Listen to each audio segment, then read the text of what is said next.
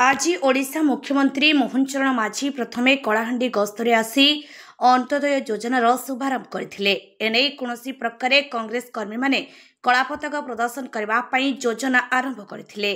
आज जूनागढ़ पुलिस पक्षरु कांग्रेस कर्मी मानकु सकाळु थाना रे अटक रखिछंती, जहा फल एक प्रकार भंडूर हे गला।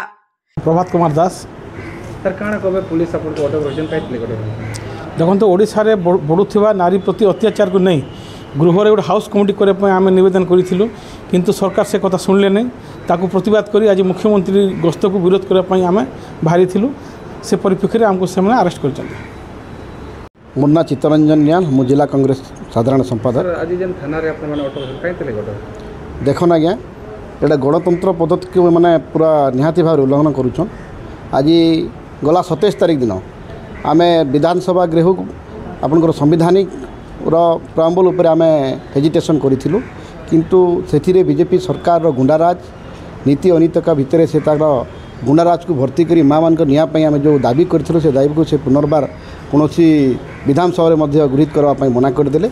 एणु से प्रतिवाद रे आम जहाँ भी प्रतिवाद करूँ आज कलाहांडी को मोहन सरकार आई आमर किसी नहीं। आम तो गांधीवादी आदर्श रे अनुप्राणित हवा दल, किंतु से मैंने डरिकी भक्त दासंकर नेतृत्व को डरिकी आमको थाना रे राति अधरे आणिकी अटकाइबा प्रयास करथिले, किंतु पुलिस बाबू मैंने आमको आणिकी अटकाइले।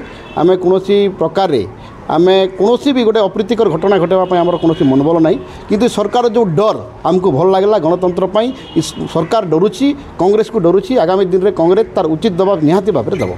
कलाहांडी स्वास्तिदीप आदित्यंक रिपोर्ट अपराह्न लाइव।